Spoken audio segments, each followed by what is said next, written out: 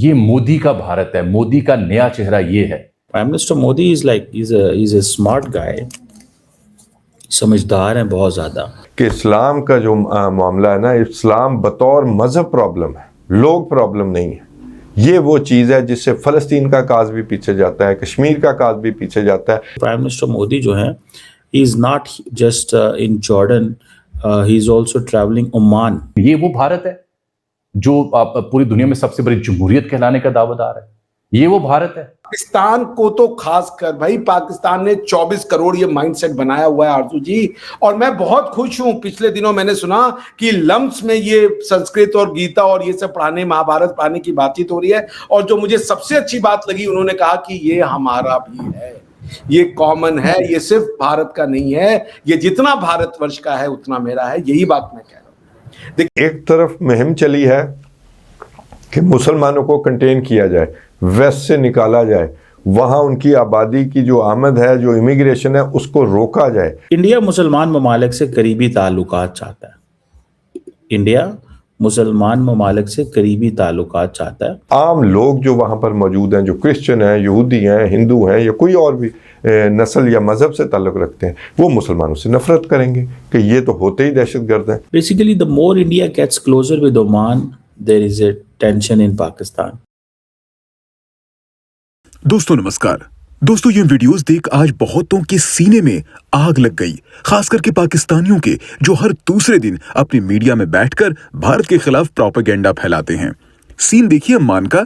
Jordan के king Abdullah, जिन्हें profit Mohammad के 41वीं जनरेशन का डायरेक्ट डिसेंडेंट माना जाता है, वो खुद रेड कार्पेट पर खड़े हैं, पीएम नरेंद्र मोदी को गले लगा रहे हैं, पर्सनली वेलकम कर रहे हैं। दोस्तों ये सिर्फ फोटो नहीं, ये ग्लोबल रिस्पेक्ट का सिंबल है। दोस्तों बात सिंपल सी है, अगर मोदी जी एंटी मुस्लिम होते तो मुस्लिम दुनिया के लीडर्स हमारे पीएम का ऐसा वार्म रिसेप्शन क्यों करते? चाहे गल्फ कंट्रीज हो, जॉर्डन हो या यूएई हो, हर जगह भारत का मान बढ़ता जा रहा है। दरअसल दोस्तों पाकिस्तान को यह बात हजम नहीं होती कि आज भारत मुस्लिम नेशंस के साथ ट्रस्ट और डेवलपमेंट के एजेंडे पर आगे बढ़ रहा है। ये हग, ये वेलकम एक टाइट स्लैप है उस झूठ पर जो सालों से बेचा जा रहा है। भारत आज किसी रिलीजन के अगेंस्ट नहीं, बल्कि टेररिज्म और डबल स्टैंडर्ड्स के अगेंस्ट खड़ा है, और दुनिया, मुस्लिम वर्ल्ड समेत ये बात अच्छी तरह समझ चुकी है।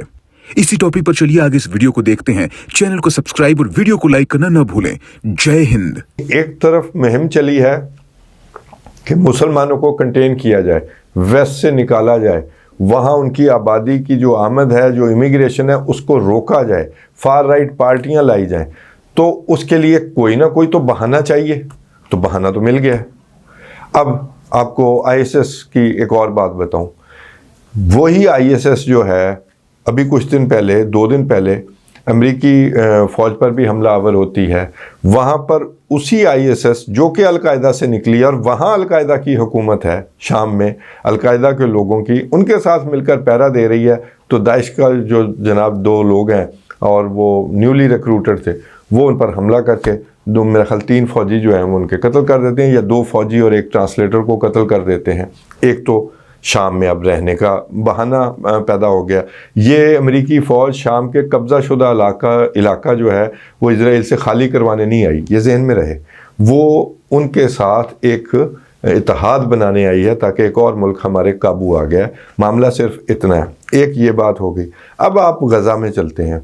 जो आईएसएस का वहाँ पर ग्रुप है, जो अबू शबाब ग्रुप कहलाता है, जिसका सरबराह कत्ल हुआ है, वो किसके साथ खड़ा है? इजराइल के साथ। आपको समझ आनी चाहिए, और ऐसी रेडिकलाइजेशन से हमारे नौजवानों को बचना है।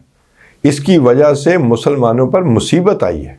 काज जो हैं, जो जस्ट काज हैं, जो राइट काज हैं, यानी फ़लस्तीन के मामले में ये अनडिस्प्यूटेड है। ये ममालिक खड़े हुए, इन्होंने इजराइल के साथ अपने ताल्लुकात कंप्रोमाइज़ किए। इन ममालिक में जाकर, जिनको पहले नेतन्याहू ने वार्न किया हुआ था कि यहाँ पर जी एंटीसेमिटिज़म यानी नस्ल कुशी के ख़िलाफ़ उन्होंने वो निकाला था, तो उसको उसने एंटीसेमिटिज़म का जो नाम दिया था, जो जुलूस, जलसे जुलूस वहाँ पर हुए थे, तो उसकी तो कार्रवाई पूरी हो गई। तो बेनिफिशरी कौन है?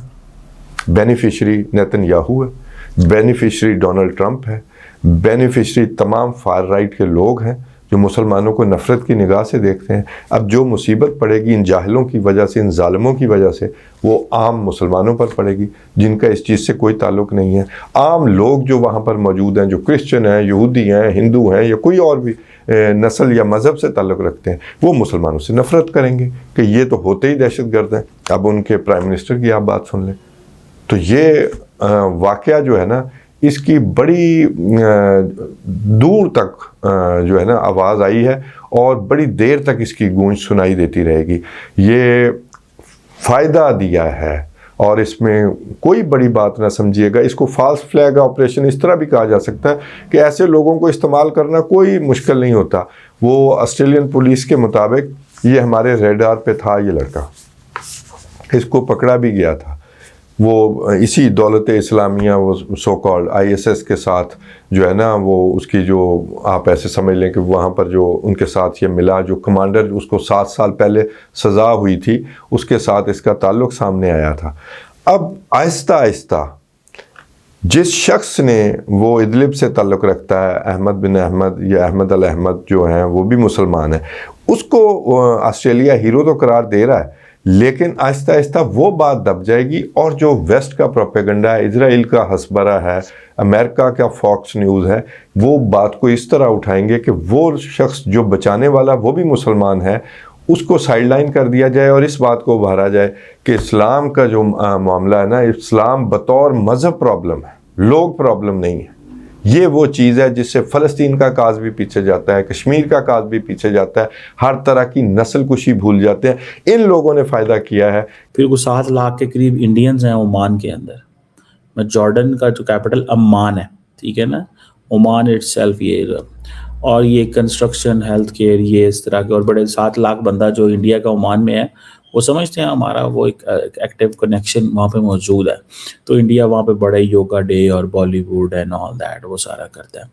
तो इंडिया अपनी स्किल्ड एंड सेमी स्किल्ड जो वहाँ पे है वो उनको बेचता है। बहरहाल that is something which I can see. अब इंडिया कहता है जी कि ओमान तो हमारा ट्रस्टेड पार्टनर है, ट्रस्टेड सिक्योरिटी पार्टनर है। Basically the more India gets closer with Oman, there is a tension in Pakistan. आपको पता है गवादर से ओमान जो है वो वैसे ही नज़र आता है, आधे घंटे की फ़्लाइट कि 20 मिनट की। गवादर से ओमान यानी कि 20-25 मिनट में, 30 मिनट में आप फ्लाइट लें तो आप पहुंच जाते हैं वहाँ पे, ओमान पहुंच जाते हैं गवादर से। तो आप इमेजिन कर सकते हैं कि India, why is India so close, why is India so near, कितना करीब है।